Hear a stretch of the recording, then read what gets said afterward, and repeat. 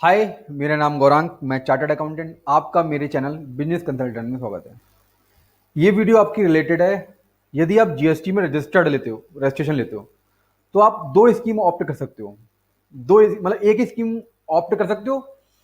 एक स्कीम को ऑप्ट करने के लिए आपको कंडीशंस फुलफिल करनी पड़ेगी। एक स्कीम कोई भी बंदा, एनी पर्सन, वो स्कीम ऑप्ट कर सकता है। वो कौन कौन सी स्कीम है मैं आपको बताता हूँ। फिर हम लोग उसका डिफ्रेंशिएट करेंगे कि अगर इस स्कीम में आप जाते हो तो आपको क्या करना है, और यदि आप इस स्कीम में जाते हो तो आपको क्या करना है। सब सही है। तो वो दो स्कीम कौन सी हैं? वो दो स्कीम आपकी, एक तो है नॉर्मल स्कीम। यदि आप नॉर्मल स्कीम ऑप्ट करते हो, सही है। एक है कॉम्पोजिशन। कॉम्पोजिशन मतलब समाधान स्कीम। इसको हम समाधान भी कह सकते हैं, समाधान। क्लियर। अब आप यदि नॉर्मल स्कीम ऑप्ट करते हो, मैं आपको दोनों स्कीम में ये डिफरेंशिएट बताऊंगा कि कौन सी स्कीम आपके हिसाब से, आपके बिजनेस के हिसाब से कौन सी स्कीम आपके लिए बेटर रहेगी। वो आप इन क्राइटेरिया के बेस पे डिसाइड कर सकते हो कि मेरे लिए कौन सी स्कीम ऑप्ट करना बेटर रहेगा। क्या? यदि आप नॉर्मल स्कीम ऑप्ट करते हो तो इसकी जो चार्जिंग सेक्शन है वो सेक्शन 9(1) है। इसकी जो चार्जिंग सेक्शन है वो है सेक्शन 10। ठीक है। नॉर्मल स्कीम में जो चार्जिंग सेक्शन है, जिस सेक्शन से टैक्स चार्ज होता है, वो सेक्शन 9 है। कॉम्पोजिशन स्कीम के लिए सेक्शन 10 है, जो इसकी चार्जिंग सेक्शन बताती है कि यदि आप सप्लाई ऑफ गुड्स करते हो, गुड्स एंड सर्विस करते हो, तो आप पर एक स्पेसिफिक रेट से, प्रिस्क्राइब्ड तरीके से आप पर टैक्स लगेगा। क्लियर? क्लियर है। Section 9, section 10। ये सीजीएसटी एक्ट की बात कर रहा हूं, सीजीएसटी एक्ट। ये मैं बात कर रहा हूं सीजीएसटी एक्ट। क्लियर। अब दूसरा क्राइटेरिया, नॉर्मल स्कीम में आपको आईटीसी, इनपुट टैक्स क्रेडिट, मिल जाएगा। बट यदि आप कॉम्पोजिशन स्कीम में हो आपको आईटीसी नहीं मिलेगा। फिर से मैं दोबारा रिपीट कर रहा हूं, यदि आप नॉर्मल स्कीम ऑप्ट करते हो तो आपको आईटीसी मिल जाएगा। आईटीसी से मतलब क्या है? आईटीसी से मतलब यह है, यदि आप परचेज करते हो गुड्स को, सही है, परचेज पर आपने टैक्स पे करा होगा। यदि आप माल परचेज करके लेके आओगे, परचेज पर टैक्स पे करा होगा। अब यदि आप ये माल सेल करोगे, सेल करोगे, सेल पर भी टैक्स बनेगा आपका। सेल पर जो टैक्स बनेगा उसको, उस टैक्स में आपने जो परचेज में टैक्स पे करेगा उसका क्रेडिट आपको मिल जाएगा, जिसको हम कहते हैं इनपुट टैक्स क्रेडिट। आपको नेट अमाउंट गवर्नमेंट को जमा करनी है, ठीक है, नेट अमाउंट। बट इसमें ऐसा नहीं है, आपको आईटीसी नहीं मिलेगा। आपको आपके टर्नओवर का कंसेशनल रेट होता है, उस पर टैक्स निकाल करके गवर्नमेंट को जमा करना होगा। कोई भी जो आपने माल परचेज किया हुआ है, परचेज पर जो आप टैक्स पे करके आए हो, ठीक है, इसका क्रेडिट नहीं मिलेगा। क्लियर। नॉर्मल स्कीम में आपको क्रेडिट मिल जाएगा, कॉम्पोजिशन में नहीं मिलेगा। इसकी वजह क्या है मैं आपको बताऊं। जो नॉर्मल स्कीम है, नॉर्मल स्कीम में जो, चाहे गुड्स हो या सर्विस हो, जो रेट है नॉर्मल स्कीम में गुड्स या सर्विस पर, उसको मैं आपको बता रहा हूं, चार तरीके के रेट है। 5%, 12%, 18%, 28%। इस पे आपको कंसेशनल रेट से टैक्स देना पड़ता है। 1%, 1%, 5%, 6%। यदि आपको गवर्नमेंट ये ऑप्शन देती है कि आप जो नॉर्मल रेट है उससे उससे टैक्स मुझे मत दो, आप कंसेशनल रेट से अपनी सप्लाई पर टैक्स दे दो, तो फिर आपको आईटीसी क्यों दे? एक तो आपसे वो टैक्स वसूल कम कर रही है सेल पर, है ना। टैक्स कोई भी आइटम, चाहे 28% वाला हो, 5% वाला हो, 12% वाला हो, आपसे टैक्स 1% ही वसूल कराया जाएगा कंपोजिशन स्कीम में। यदि ऐसा है तो फिर आपको आईटीसी क्यों दे वो? क्लियर? यही वजह है कि यदि आप कंसेशनल रेट से टैक्स दे रहे हो तो फिर आपको आईटीसी नहीं मिलेगा। क्लियर है? अब हम लोग देखते हैं तीसरा, रजिस्टर्ड पर्सन नॉर्मल स्कीम यदि ऑप्ट करता है तो वो इंट्रा ट्रांजैक्शन भी कर सकता है और वो इंटर ट्रांजैक्शन भी कर सकता है। क्लियर? लेकिन यदि वो कंपोजिशन स्कीम ऑप्ट करता है तो सिर्फ वो इंट्रा ट्रांजैक्शन कर सकता है, इंटर नहीं कर सकता। क्योंकि कंपोजिशन स्कीम वाले छोटे समझे जाते हैं। सही है? अगर वो एक स्टेट से माल दूसरे स्टेट में माल बेच देते हैं तो फिर वो बड़े बंदे हो गए भाई। एक स्टेट से यदि माल आप दूसरे स्टेट में बेच रहे हो, उसका मतलब आप छोटे तो रहे नहीं, तो फिर आपको कंपोजिशन स्कीम नहीं मिलेगी, आपको नॉर्मल स्कीम ऑप्ट करनी पड़ेगी। यदि आप कंपोजिशन स्कीम ऑप्ट करना चाहते हो तो आपको विद इन स्टेट ही काम करना पड़ेगा, आप आउटसाइड द स्टेट काम नहीं कर सकते। क्या अब एक क्वेश्चन अराइज होता है, क्या परचेस भी नहीं कर सकते इंटर स्टेट? नहीं, आप परचेस इंटर स्टेट कर सकते हो, परचेस कर सकते हो, बट आप सेल नहीं कर सकते। फिर से मैं रिपीट कर रहा हूं, आप परचेस कर सकते हो इंटर, सेल नहीं कर सकते। क्लियर? अब ये जो स्कीम है नॉर्मल स्कीम, ये एनी पर्सन ऑप्ट कर सकता है, ये स्पेसिफिक बंदे ही ऑप्ट कर सकते हैं।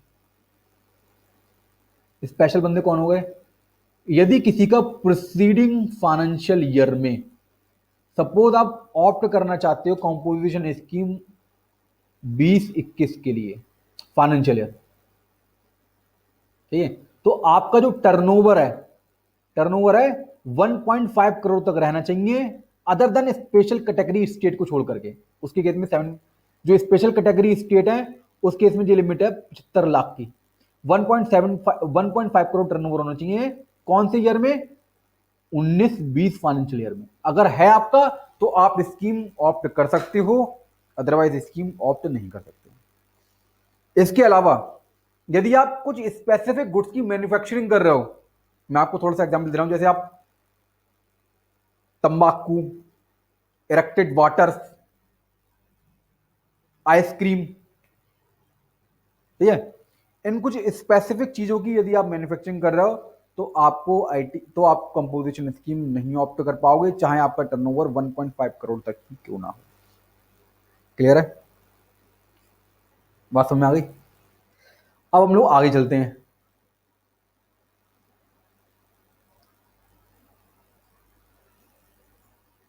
यदि आप नॉर्मल स्कीम में हो,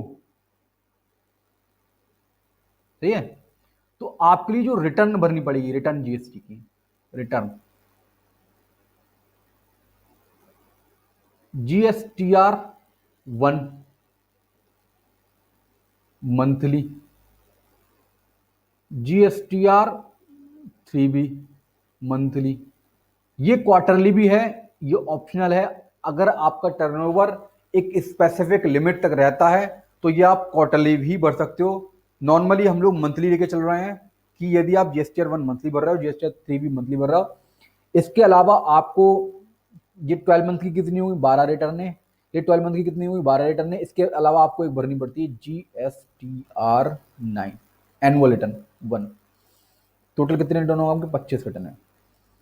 अब हम लोग इसमें बात करते हैं, इसमें आपको एनुअली ही रिटर्न भरनी है GSTR 4। इसके अलावा GSTR 9A, ये 2 रिटर्न हो गई आपकी। इसके अलावा बस एक स्टेटमेंट देना पड़ता है हमें हर क्वार्टरली, स्टेटमेंट देना पड़ता है पेमेंट करने के लिए। पेमेंट करने के लिए एक स्टेटमेंट देना पड़ता है, ठीक है,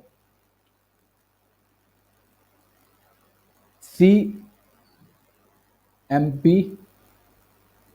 08। क्या हमें एक स्टेटमेंट देना पड़ता है क्वार्टरली, आपको पेमेंट करना पड़ता है CMP 08 के थ्रू। क्लियर है? इसके अलावा मैंने आपको रेट तो बता ही दिए कि यदि आप नॉर्मल स्कीम ऑप्ट करते हो तो गुड्स की स्पेसिफिक मतलब क्लासिफिकेशन करना पड़ेगा। कुछ प्रोडक्ट या सर्विस पे 5% रेट है, 12% है, 18% है, 28% है। बट यदि आप कंपोजिशन स्कीम ऑप्ट करते हो तो 1% ट्रेडर के लिए, मैन्युफैक्चरर के लिए 1%। यदि आप रेस्टोरेंट की सर्विस देते हो तो आप पे 5%, और यदि आप इसके अलावा कोई सर्विस प्रोवाइडर हो तो उसके केस में 6%। अच्छा, सर्विस प्रोवाइडर के केस में जो लिमिट मैंने 1.5 करोड़ का टर्नओवर बताई थी, वो लिमिट 1.5 करोड़ टर्नओवर घटा करके 50 लाख तक है। यदि आपका प्रीसीडिंग फाइनेंशियल ईयर में टर्नओवर 50 लाख तक है, तभी आप ये स्कीम ऑप्ट कर सकते हो, अदरवाइज स्कीम ऑप्ट नहीं कर पाओगे। क्लियर है? आगे बढ़े।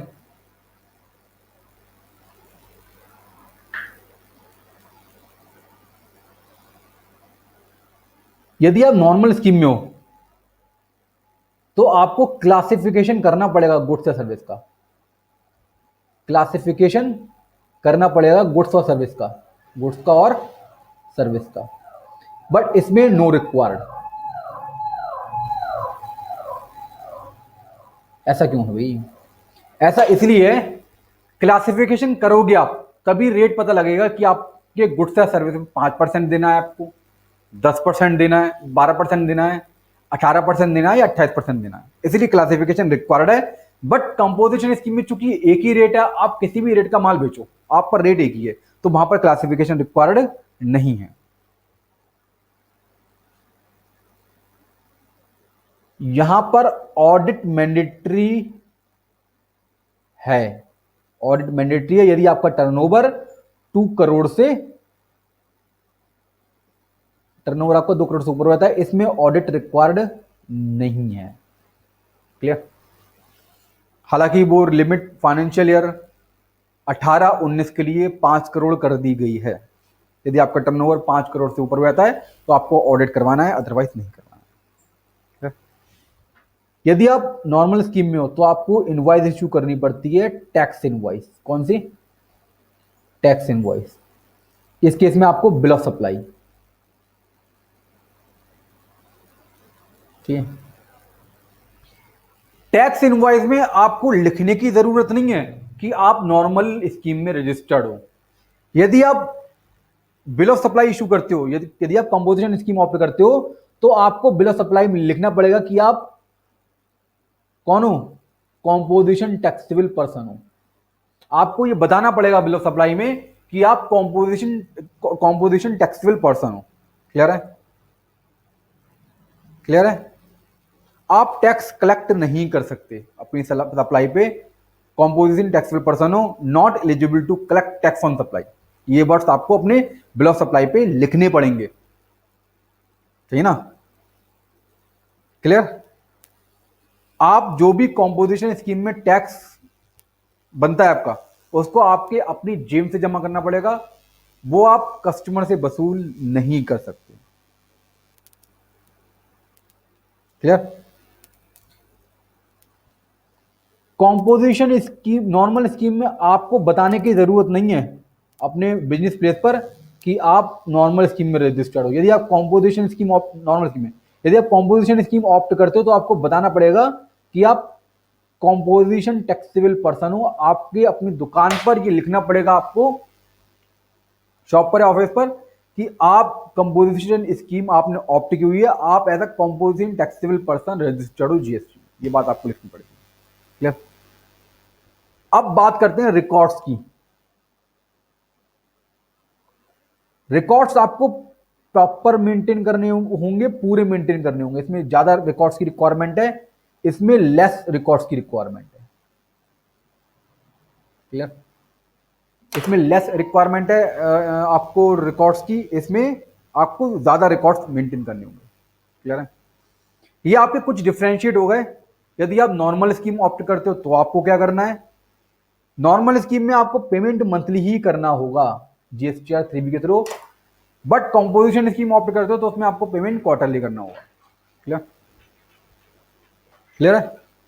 अब हम लोग बात करते हैं कि आपको कौन सी स्कीम कब ऑप्ट करनी चाहिए। थोड़ा सा मैं आपको गाइडेंस दे रहा हूं, बाकी ये आपकी पर्सनल ओपिनियन रहेगी कि आपको कौन सी स्कीम ऑप्ट करनी है। मैं बस हल्का सा गाइडेंस दे सकता हूं कि यदि आपके ट्रांजैक्शन, यदि आपके इनवर्ड रजिस्टर्ड पार्टी से ज्यादा है, आपके ट्रांजैक्शन रजिस्टर्ड पार्टी से ज्यादा होते हैं एंड आपके आउटवर्ड भी रजिस्टर्ड पार्टी से होते हैं। आपका आउटवर्ड मतलब आपकी सेल और परचेस रजिस्टर्ड पार्टी से होती है, तो आपके लिए ऑप्शन बेटर यही रहेगा कि आप नॉर्मल स्कीम ऑप्ट करो। ठीक है, नॉर्मल स्कीम ऑप्ट करो। यदि आप रजिस्टर्ड पार्टी से ज्यादा ट्रांजैक्शन करते हो, सेल और परचेज, तो ऑप्शन यही रहेगा कि आप कितना भी टर्नओवर हो आपका, आपके लिए ऑप्शन बेटर यही रहेगा कि आप नॉर्मल स्कीम में आओ। क्यों? क्योंकि आपको परचेज पर एक तो टैक्स का आईटीसी मिल जाएगा, सेकंड थिंग जो आप टैक्स आपको देना आउटपुट पर वो आप कस्टमर से वसूल कर सकते हो। सही है, क्लियर? एक तो ये हो जाती है। एक चीज और, यदि आप रजिस्टर्ड हो जीएसटी के अंतर्गत, आप परचेज करते हो रजिस्टर्ड पार्टी से, बट आपके आउटपुट टैक्स जो आपका आउटपुट सप्लाई है वो रजिस्टर्ड पार्टी से ज्यादा ना होकर अनरजिस्टर्ड पार्टी से ज्यादा है, लेकिन यदि आप प्रॉपर तरीके से इनवॉइस काट के दे रहे हो अपने कस्टमर को, अनरजिस्टर्ड पार्टी को भी, तो अभी आपके लिए बेटर यही रहेगा कि आप कॉम्पोजिशन स्कीम ऑप्ट ना करके नॉर्मल स्कीम में आ जाओ। क्लियर है? कॉम्पोजिशन स्कीम ऑप्ट ना करके नॉर्मल स्कीम में आ जाओ। क्यों? क्योंकि आप टैक्स प्रॉपर तरीके से अपने कस्टमर से वसूल कर पा रहे हो, टैक्स लिख करके। सही है ना? अगर आपके ट्रांजैक्शन रजिस्टर्ड पार्टी से परचेस नहीं करते, आप टोटल कच्चा माल खरीदते हो, कच्चा माल खरीदते हो और अनरजिस्टर्ड पार्टी से ज्यादा ट्रांजैक्शन है, आपके कंज्यूमर ज्यादा हैं, तो आपके लिए ऑप्शन मेरे हिसाब से बेटर रहेगा कि आप कॉम्पोजिशन स्कीम ऑप्ट कर लो। ठीक है? उसमें एक तो रिटर्न्स कम है, स्टेटमेंट डिटेल्स कम जानी है, रिकॉर्ड कम मेंटेन करने पड़ेंगे, ये सब कंप्लाइंस, काफी सारी कंप्लाइंस आपकी घट जाएगी, ऑडिट घट जाएगा आपका, तो ये काफी सारी कंप्लाइंस घट जाएंगी आपकी, ये आपको नहीं करनी पड़ेंगी। ठीक है? तो इसी तरीके से हम लोग वीडियो जीएसटी से रिलेटेड, इनकम टैक्स से रिलेटेड एंड फाइनेंशियल नॉलेज मैं अपने इस चैनल पे देता रहूंगा।